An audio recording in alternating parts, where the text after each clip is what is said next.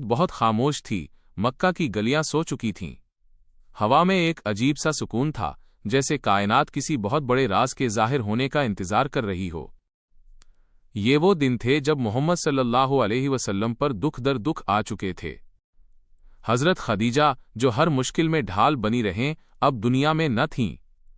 हजरत अबू तालिब, जिनका साया कुरैश के जुल्म से बचाता था, वो भी रुखसत हो चुके थे।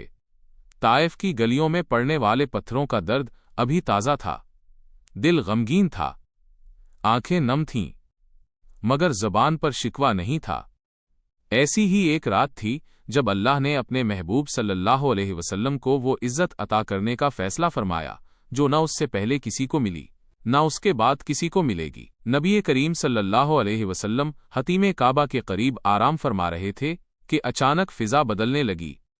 खामोशी में नूर उतरने लगा। हज़रत जिब्राइल तशरीफ़ लाए। नबी सल्लल्लाहु अलैहि वसल्लम का सीना मुबारक शक किया गया, दिल निकाला गया, जमजम के पानी से धोया गया और फिर ईमान, हिकमत और सब्र से भर दिया गया। ये तैयारी थी एक ऐसे सफ़र की जो ज़मीन से शुरू होकर आसमानों से भी आगे जाना था। फिर एक नूरानी सवारी लाई गई जिसे बुराक कहा जाता था। इसके कदम वहां पड़ते थे जहां निगाह की हद खत्म हो जाती थी। नबी करीम सल्लल्लाहु अलैहि वसल्लम बुराक पर सवार हुए और पलक झपकते ही मस्जिद हराम पीछे रह गई और सामने मस्जिद अक्सा आ गई। वो सरजमीन जहां अंबिया ने सजदे किए, जहां वही उतरी, जहां तारीख ने करवट ली, वहां एक अजीब मंजर था।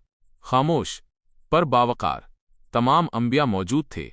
आदम, नूह, इब्राहीम, मूसा, ईसा और मोहम्मद सल्लल्लाहु अलैहि वसल्लम आगे बढ़े, नमाज पढ़ाई। ये ऐलान था कि अब क़ियादत मोहम्मद सल्लल्लाहु अलैहि वसल्लम के हाथ में है। यही आखिरी नबी हैं और यही सबके इमाम हैं। फिर आसमानों का सफ़र शुरू हुआ। पहला आसमान खोला गया। हज़रत आदम मिले। दाएं देखा तो खुश हुए, बाएं देखा तो रो पड़े। ये जन्नत और जहन्नम का मंजर था। दूसरा आसमान, हज़रत ईसा और यहया, नरमी, मोहब्बत और दुआ। तीसरा आसमान, हज़रत यूसुफ, जिन्हें हसन का खजाना मिला था। चौथा आसमान, हज़रत अदरीस। पांचवा आसमान, हज़रत हारून। छठा आसमान, हज़रत मूसा। ये वो मकाम था जहां मूसा की आंखों में एक खास फिक्र थी, उम्मत मुहम्मदिया की फिक्र। सातवां आसमान, हज़रत इब्राहीम बैतुल मामूर के साथ टेक लगाए, जहां रोज 17,000 फरिश्ते इबादत के लिए आते हैं और फिर वापस नहीं लौटते। और फिर एक हद आई जहां जिब्राइल रुक गए। कहा, या रसूल अल्लाह सल्लल्लाहु अलैहि वसल्लम, इससे आगे मैं नहीं जा सकता। अगर मैं एक कदम भी बढ़ा तो जल जाऊंगा। ये था सिदरतुल मुंतहा, जहां अक्ल खामोश हो जाती है और अल्फाज खत्म हो जाते हैं। यहां मोहम्मद सल्लल्लाहु अलैहि वसल्लम अकेले थे अपने रब के सामने। यहां अल्लाह ने वो कुर्ब अता फरमाया जिसकी मिसाल नहीं। यही नमाज फर्ज हुई, 50 नमाजें। वापसी पर मूसा ने अर्ज किया, आपकी उम्मत इतनी ताकत नहीं रखती।